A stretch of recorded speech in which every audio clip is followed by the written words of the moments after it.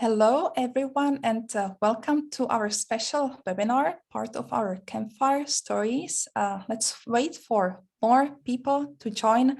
Why Campfire Stories? We basically want to share our customer stories and experience. And this particular webinar panel is dedicated to nonprofit organizations. Nonprofit play an important role in helping support people and institutions in needs in all societies across the globe. And we are grateful to have many incredible nonprofit organizations here on Issuu. The Issuu motto is connecting content to people. So our mission is to connect the meaningful and impactful content to these organizations, to public, to these organizations, communities, and to donors as well. So I can see more people joined. That's great. So let's get started. Some housekeeping items in the very beginning. You will all be muted, all the attendees, not the panelists, not the guest speakers today, but you will all be muted from the audience throughout the workshop. In case you have any questions, just click on the Q&A and type in your question. I have my colleague Talius helping me out to get these questions answered. In case there's like any question that might be related to our topic today, so nonprofits and how they use their digital content, we will get to these at the very end of the workshop. Also, we are recording the webinar today, so we will share it in the follow-up email that we will be sending tomorrow, so you can wait for that in your inbox. Today's speakers are Lauren Zuchman from BeWell PBC, Kallie Sulanke from the Community Foundation of Muncie and Delaware County, and myself, I'm Customer Success here at Issuu. My name is Jana.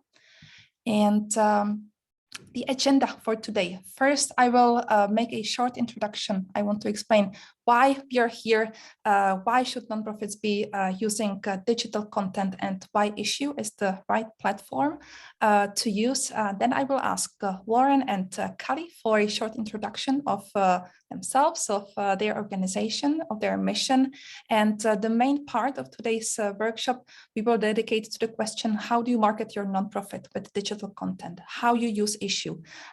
What your teams look like? What is the process? How that one looks like. So I have prepared 8 questions, and we will get to these in the major part of today's workshop. Then, in case there are any questions that sound interesting, Talius will ask these at the very end of the workshop. So why going digital? I summarized the 10 reasons why to take your nonprofit materials and take it to the next level and to share it digitally. So one of them, of course, is to raise awareness of your organization, to be more effective, to get your content to masses and to reach wider audience, which I remember from talking to Lauren, that's one of the reasons why they started using their digital content. On Issuu or in general, you can also sell your publications digitally and get donations via selling your content like that. Another great benefit is that you can add links directly inside of your content, inside of your publication. So then people can be clicking these links and you can raise funds that way, saving time and saving money. So by saving time, you can basically turn your existing print publications into the digital version and saving money. So basically saving money from printing. In case you are spending a lot of money on print material, it might be a good idea to think about sharing your content digitally. I think that Kallie will be talking a bit about that.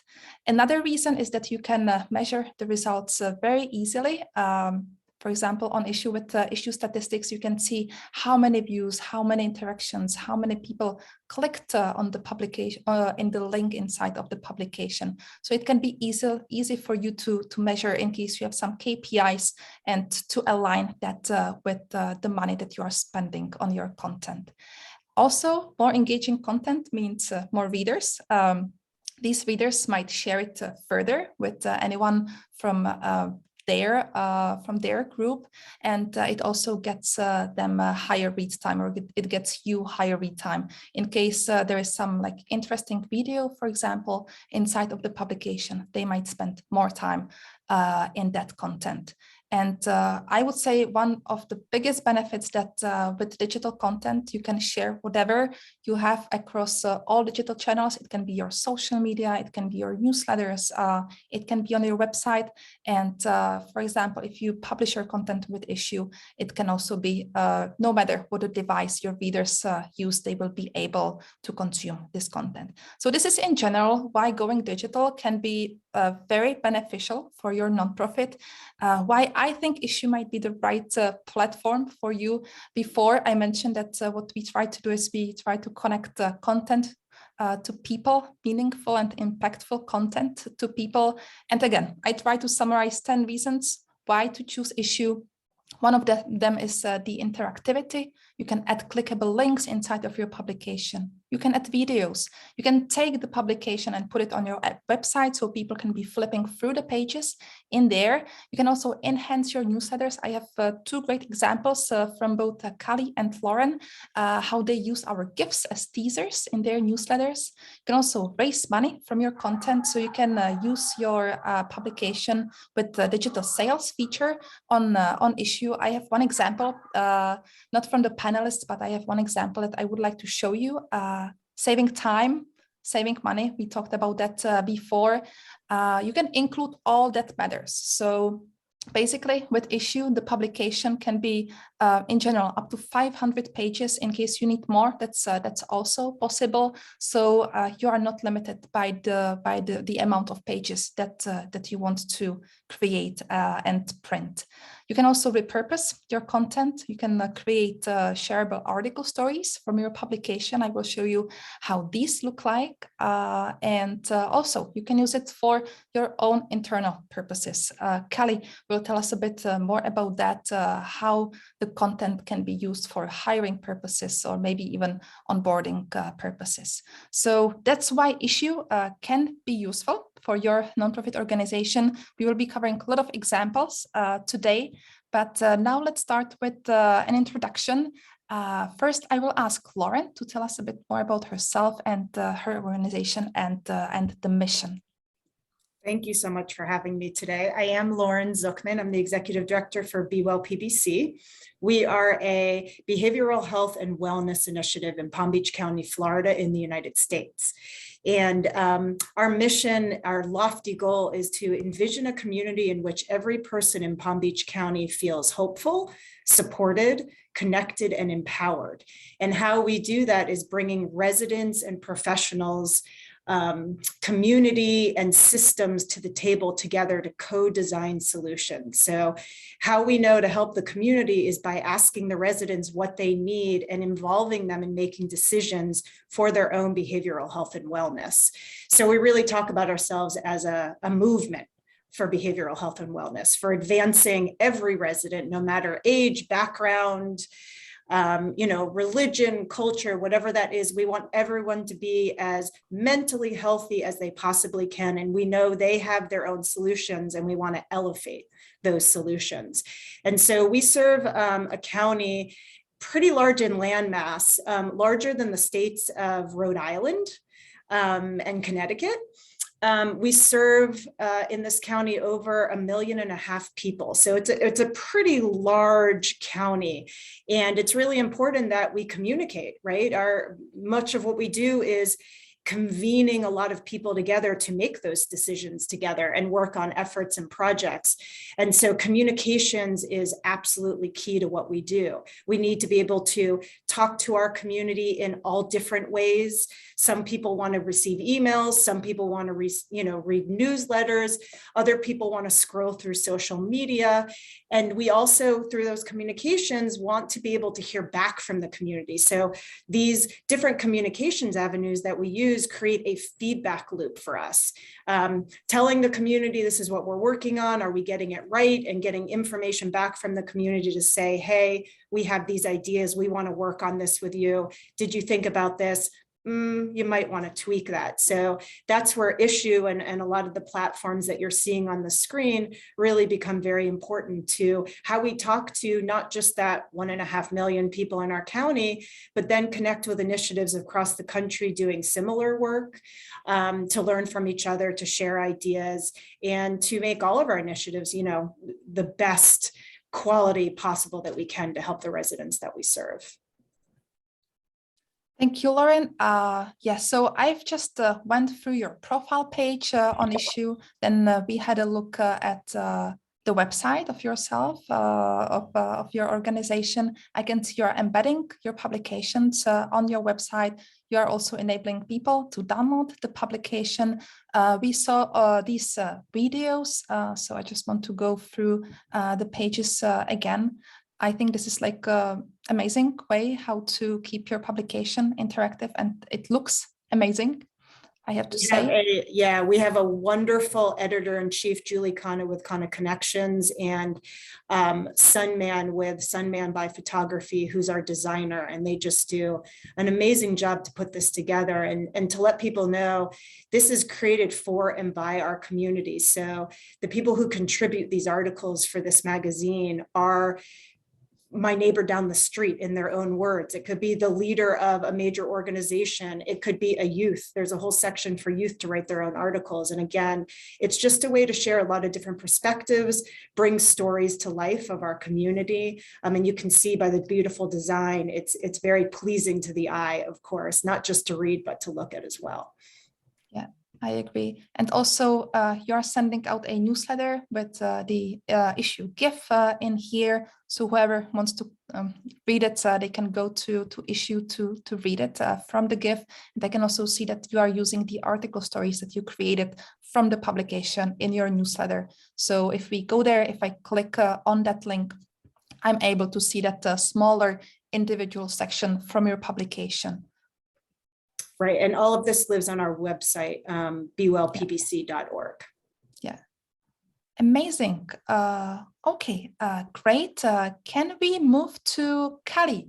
Kallie, can you tell us a bit about your organization and your mission? Sure, I am Kallie Sulanke. I am Community Engagement Officer for the Community Foundation of Muncie and Delaware County. We are a geographically specific community foundation. Our primary goal is to raise funds to support our community and then direct those assets that we build over time to make this community a place people want to live and work and play. We serve about 120,000 people in Delaware County, Indiana, in the United States as well. And so we primarily work with donors to raise funds and store those in permanent endowments that then result in grant making for the community. And my role primarily is to serve as the foundation storyteller. And so as such, when I was brought onto the team about 6 years ago, it was really to help modernize our communications and our storytelling. And so we've been slowly evolving from a wholly print-based model to a more digital and online model and marketplace. And Issuu has been a great tool over the last couple of years for us to help further that effort in reaching our audiences. If I go to your website, I think it should be under our story, under press, right? You also embed your annual reports in here. It looks very clean. You also have your newsletters in here, yeah. That's great. I know that you also use the GIF feature for your newsletters. So here's one of them. It's actually, if I go to your website, I'm able to see it here under Our Story e-newsletters. I'm able to also view the previous campaigns. I'm able to sign up as well. And if I go to the previous campaigns, I'm actually able to see all those that you've already sent.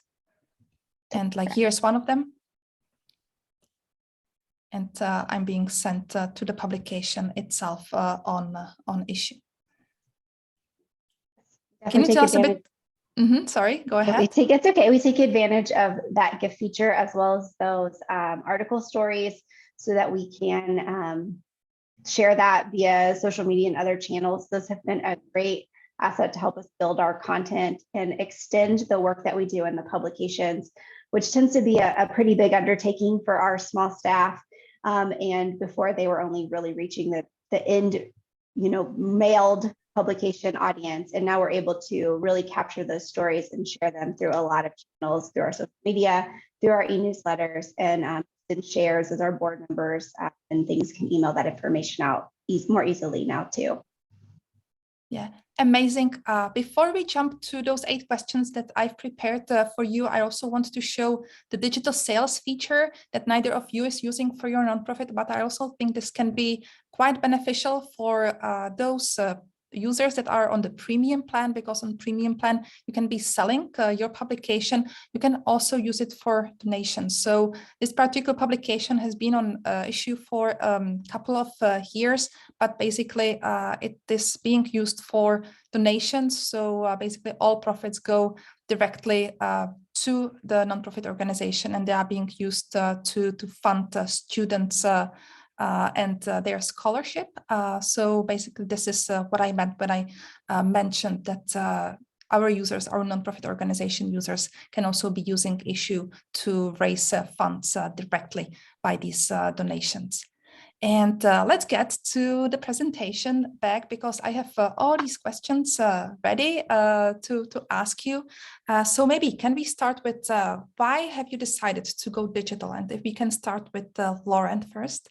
Sure. So again, I mentioned how many people are in Palm Beach County. We knew that it'd be impossible to pass information on word of mouth or even knock on everyone's doors. And so we needed to have ways to reach as many people as possible. And it was a no-brainer to, long before COVID, to be making sure we were looking for platforms that could reach like I said, all kinds of people, right? So, our newsletter being on one platform, really easy to read, looks like a magazine. And so people who are more comfortable kind of reading something in their hand, it would feel maybe similar.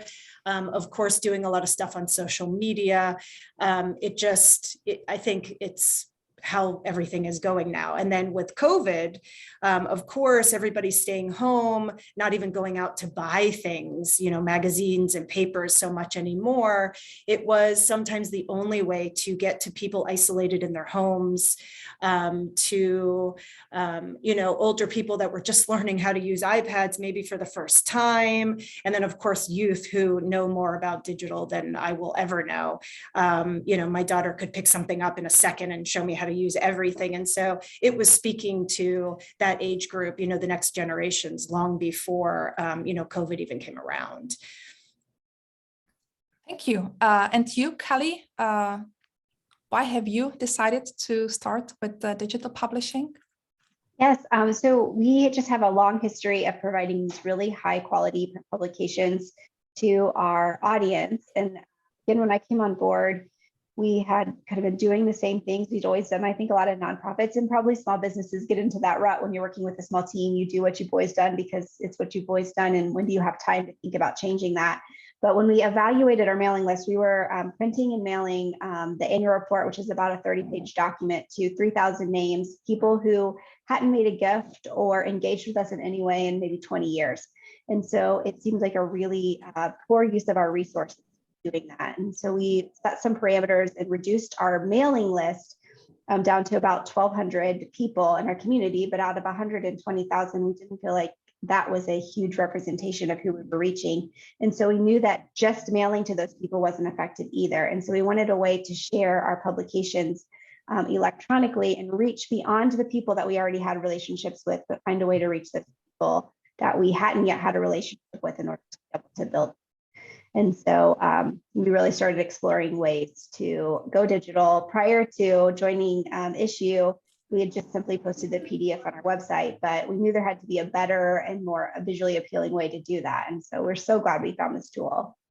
Great. And how did you find Issuu and decided to start using it for your digital content? And we can start with Kallie, because she was just talking about that. Sure. We were also ahead of COVID in the sense that when went to do our request for proposals for our 2020 annual report, so that would have been in late 2019, we requested that the designers provide us with a quote for some kind of digital production. We gave them an idea of what we wanted, but we didn't know what tools were out there. And so we worked with a design firm called Current 120 for our publications, and they were the ones who recommended Issuu. And so our publication did actually, our first digital annual report did come out in May of 2020. And so it was during the pandemic. So it was even better, again, that we had that digital option there. But our designers put our first report in there and set up the article stories for us and kind of got it started. And when I got in on the back end and saw how easy it was, I backloaded several of our other annual reports so that we could continue to share that content. We worked so hard on developing it that we wanted to have that life extension on it. Right. So it was the designer's recommendation. And I know, Lauren, how it was with you. It was a bit similar story, right? Yeah, we really, I wanted something, we had a newsletter, we had things that were great, but felt very static when you were reading them. And I wanted something that really caught your eye. There was movement. You could use kind of mixed media, embed videos, those kinds of things. And so when we were talking to, different people we were working with, and saying we need something also that like I can manage. I'm not a digital person, so it needs to be something easy to use also for our very small staff and team. Our designer, who I mentioned, Sunman, he had been using Issuu, and he said it's so great and simple to use and learn how to use. And it took him very little time to teach us how to use it, even though he still continues to do our design. And again, he made this living, breathing magazine, really come to life, where pages could turn, and it's interactive. You can really kind of get into it as you're reading it. And so it was the perfect fit. It made total sense for us to use Issuu for that. Yeah, amazing. Thank you. Has your digital marketing changed recently? And has it changed with COVID?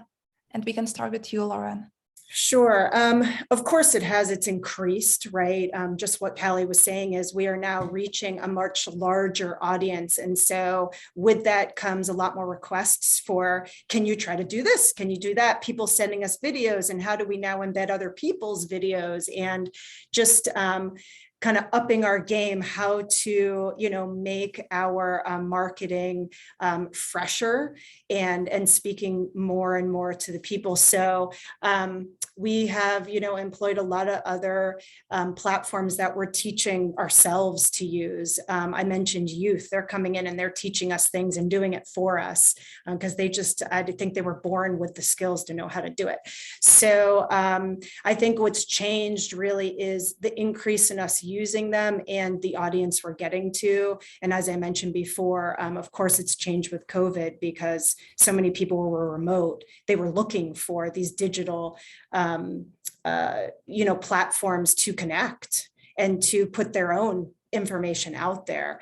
I mentioned that feedback loop. It has really helped us to then create ways to have conversation through this digital marketing. So Issuu, as you mentioned, people can write comments and you can comment back and it starts conversation, which is really exciting. And there's ways to then reach out and say, hey, we'd really like to talk to you more. And then all of a sudden we're engaging more people in the community that happen to reach out through these platforms. And now that we're maybe kind of coming out of being so remote, we can then meet with them in person. And so it's a way to help us even meet people in person by getting us to that point. So you basically had some digital marketing tools in place, but COVID encouraged you to use them even more, right? Absolutely, right. Yeah. Kallie, I know the story of yourself, of your organization is a bit different. So can you tell us a bit more about that? I don't remember exactly what we talked about before. I'm looking back at my notes. How was your digital strategy prior to 2020 before COVID hit? It was pretty much non-existent. We did have a website, and we had tried doing it like an electronic newsletter a few times, but it was very sporadic. Like we'd do them 2 or 3 weeks in a row, and then we wouldn't do another one for 8 months, and all of that. And so when COVID hit, we knew that we needed to be communicating more and really increasing the way we were reaching people. And so we did launch a weekly newsletter, which we've maintained now for the last several years. And just being able to incorporate more tools so that we're working smarter and not harder is really important. And so like that, when we create our reports and things that we're going to continue to do, we have a certain type of donor that always is going to expect that print publication piece. Then to be able to use that across multiple channels is so helpful. And I think that also since COVID, the expectation of people is that this is available to them. So that's not going away. And so while some of what we did was in response to being in stay-at-home orders and trying to make sure that people knew when we were going to be in the office or not in the office, and that kind of thing, it's not changed. People still want that constant regular communication. And so our digital marketing has definitely changed. Great, thank you. The next question is more about the upcoming year's vision. What are you planning using in the upcoming year? And we can start with you, Kallie. And I remember you told me a bit about some like plans with the hiring process and using stacks for your donors. Yes. So this year we have had a little bit of turnover. I think everybody is impacted by the job market this year. And so as we've been going through the hiring process, quite a bit of that process went virtual. Again, that was something that we had never done before. Our hiring process has always been very in person. But we used Issuu to put together what we would typically use as like a interview packet. So it was a folder with just basic information about our organization. It had copies of our publications. It had some benefits, summaries, and things like that. And instead of creating those folders, we created a stack on Issuu, which is kind of like a digital folder, and shared that link out with our candidates so that they could see that information in advance of their virtual interviews and ask those questions. And so it was just like getting that folder in their hand, but it was all digital. And so seeing how well that worked for that particular audience, we're looking at ways we can use that for, we were actually just talking about it as a staff earlier today for our new board member orientation packets. Again, that's a 3-ring binder that's probably this thick. That 500-page maximum we might be really close to that for that particular thing, but we're hoping that we can transition some of those things online so the board members can read through that information before they sit down at their orientation. And then again, we can use it for donors. When we have donors that are interested in specific fund types or programs or things that we have, we put together these digital packets and send that out to them. Some people love that touch and feel, but in some cases, it's so nice to be able to have that digital option that's easy to email and update and share really quickly. Great, thank you. And Lauren, when I asked you this question previously, we talked a bit more about the national-wide events and that you will be covering these within your local communities.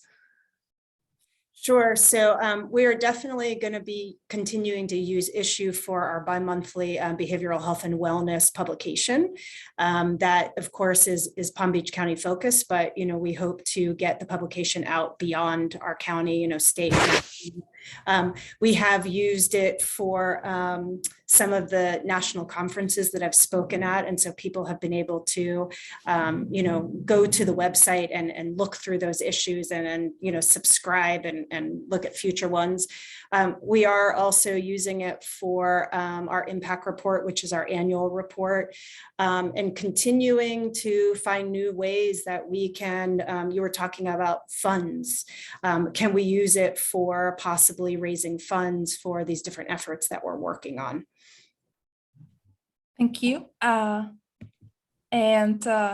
When we talk about your teams, what is the size of your teams? How many people produce the content? How many people actively go into Issuu? And what is your process around that? You want me to start with that one?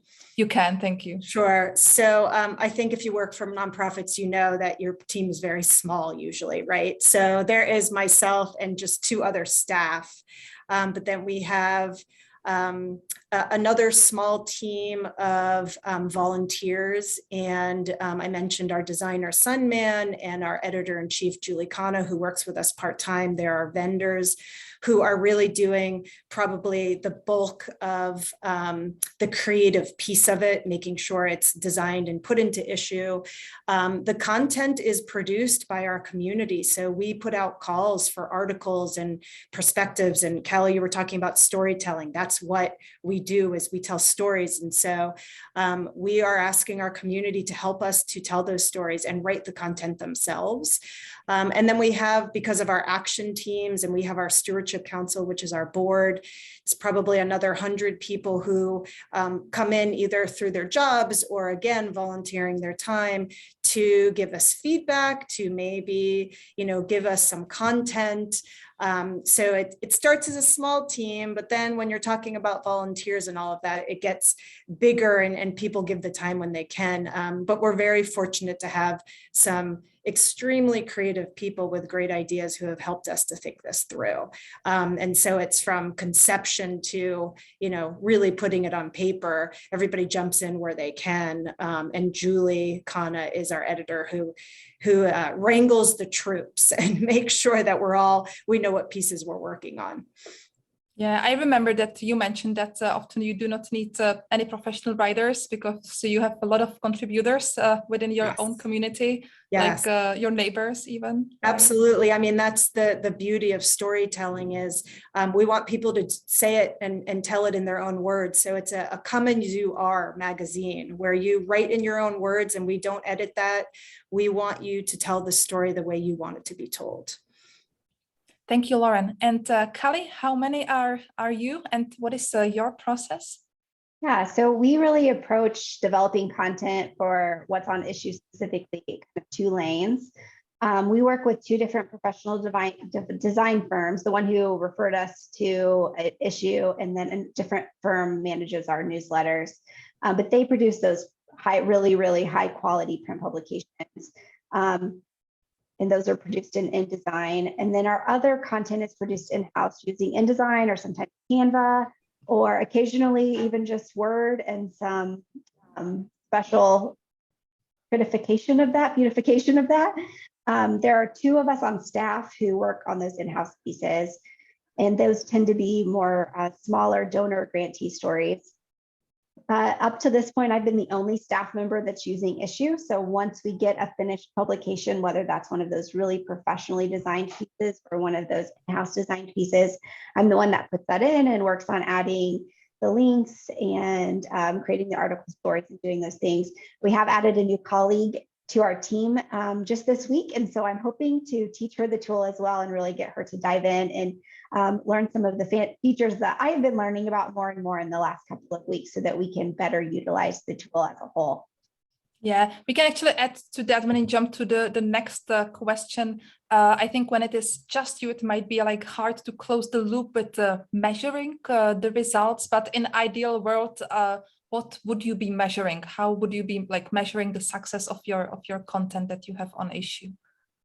Yeah, I definitely want to start tracking better how many people are reading our report and how they're accessing it, whether that's online or through desktop, and then utilizing that to make sure we're developing the content the right way. If the majority of people are on digital or on a phone or an online viewing platform like that, then we want to develop things a little bit different. And I think we can better reach the audiences that are already taking advantage of our publications. And so those are going to be the key metrics we're going to start looking at, especially with this annual report that was just published on Monday.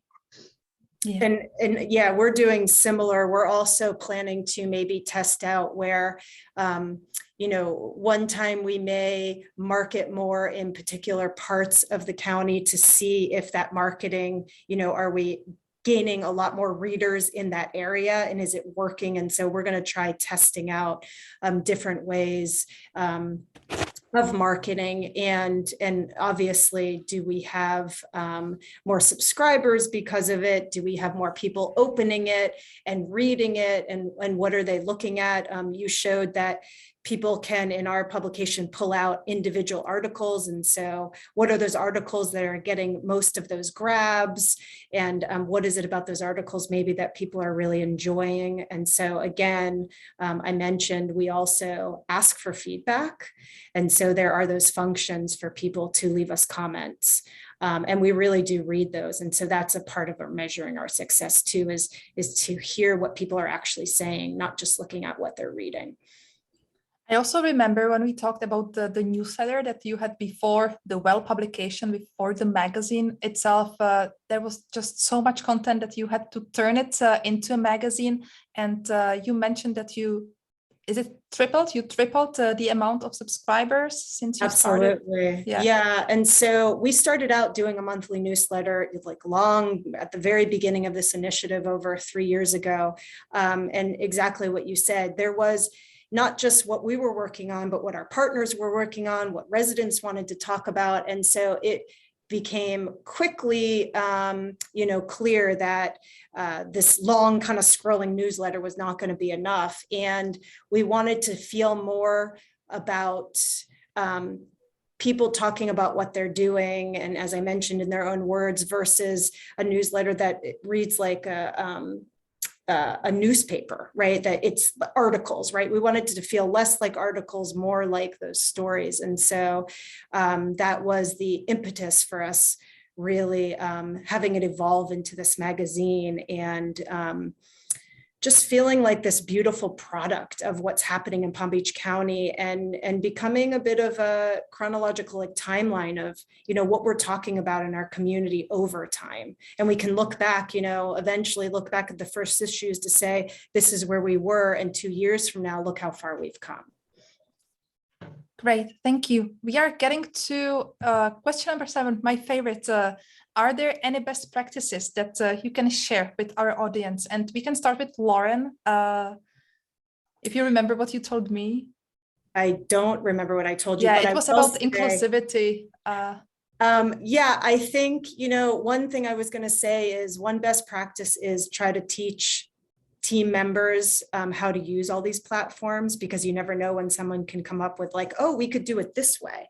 And so even though there's a small team of us, all of us learning how to use these different platforms. And also, kind of that idea of anyone can offer up stories or ideas. We really honor where everybody comes from, and we want to join where they're at. And so we want to hear all kinds of voices, all kinds of opinions. And so our best practice is we invite everyone in. There's no one turned away. Everybody's story is important. Everybody, can learn from each other. And so that really is a best practice of ours, is we want everyone at the table with us, working on these things together. Great, thank you. That was exactly what I wanted to hear from you today. Sure. And yeah, Kallie, how is it for you? What are the best practices that you would like to share with our audience today? I think if I could offer any advice, is make sure you build in time to utilize the tool, to utilize Issuu, because while it is very simple and very intuitive to use, just like any tool, it takes practice and time to learn the features that are available and to give yourself time to explore what you can do. And then also it does take time to publish the content digitally into your and making that a part of your project and production timeline for your total project is really important. So, you can upload the documents and then you add links and then you build the article stories and then you embed the content. Each of those just adds a little bit of time. And if you don't build that into your overall project, if your project is just when the publication is done and at the printer it's done, then you won't do those other steps and then it won't get shared out digitally. And so making sure you're building in the time and timeline to do the work is really important, to utilize the tool as best as you can. Yeah, I also remember you mentioned that it is not just about publishing, this also about sharing. People will not just stumble upon That's exactly your content. right. Yes, and we are very geographically specific, as is Lauren's organization. And so, we would love for everybody to read our stuff. That'd be great, but we don't really care if people outside of our community are reading our stuff. Those are the people who we're really trying to reach, who are going to resonate with our message. And so it is on us to share that, not expect that people will come to Issuu and search and end up finding our publication. Yeah.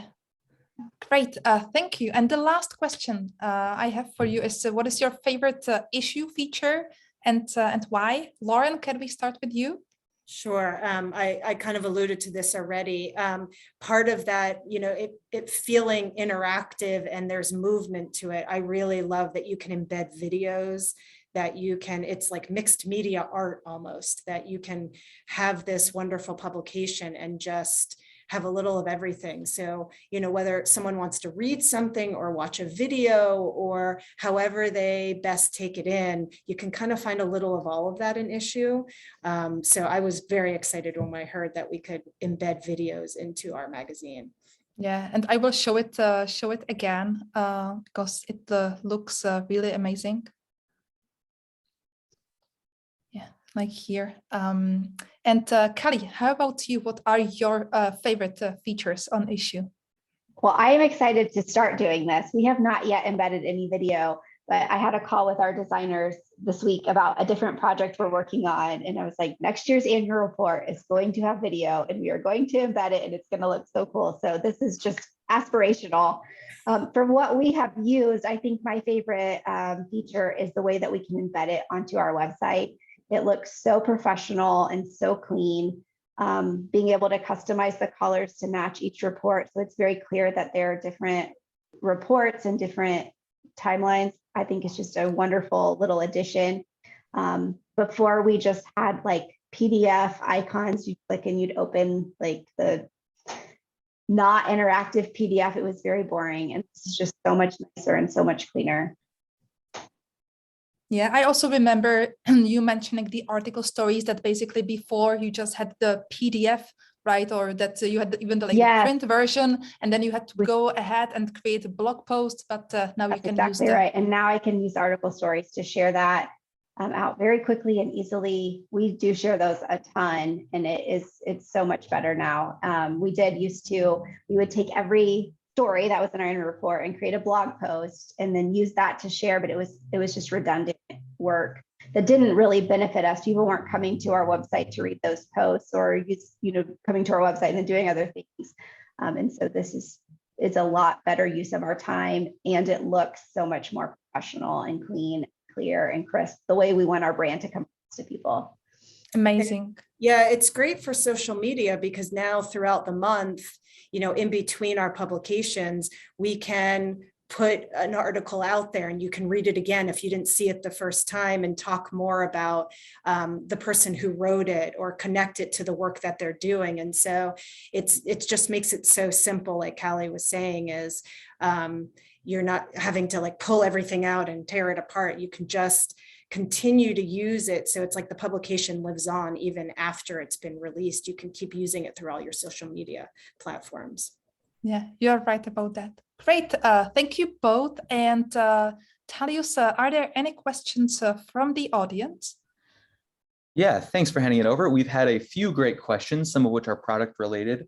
One of which is very interesting here. This is from a current Issuu user who was wondering how you target members of your current audience who may not be as tech savvy. So how do you balance wanting to serve all members of your community, even if some aren't familiar with these newer technologies, while still wanting to utilize these new tools? I think both of you touched on this to some extent, but do you have any additional insight for this user?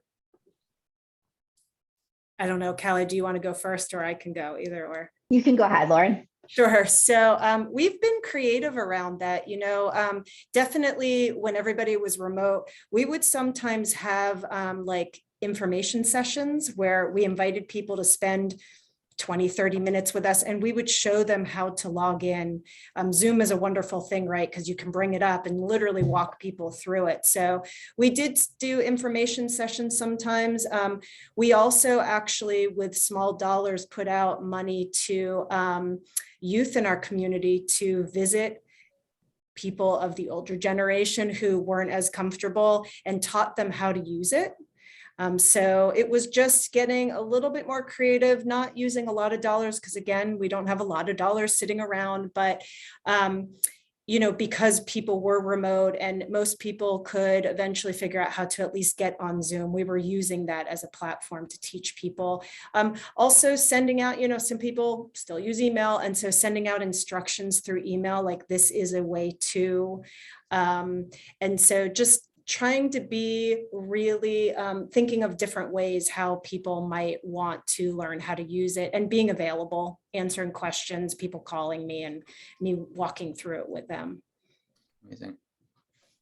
I think just to, build upon that is coming out with your content through different channels. So while the publication may live on the Issuu platform, sending it out through social media, sending it out through email. If those people are interested in being somewhere digitally, you're going to hit them in the right spot. And the platform itself, once you get into the publication, if you do the full screen, it's pretty intuitive.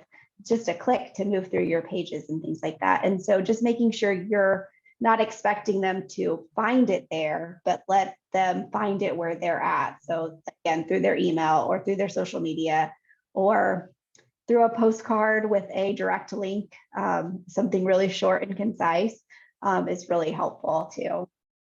Exactly, and that's such a large focus at Issuu. You don't have to download this PDF and figure out where that's been placed on your computer. It's easy access wherever digital channel you're most comfortable with.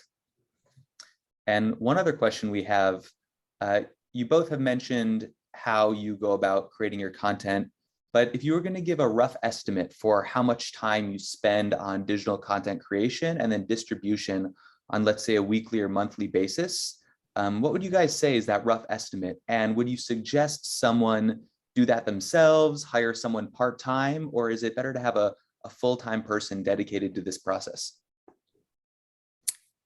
I mean, I think the answer is if you can always have someone dedicated to the process, it's going to be the easiest and probably the most successful, right? You have someone giving their full attention to it. We don't all have that luxury, of course. When I first started doing a lot of this digital content, I was doing it myself and getting very frustrated because I'm not that good at it, and teaching myself and having people help me.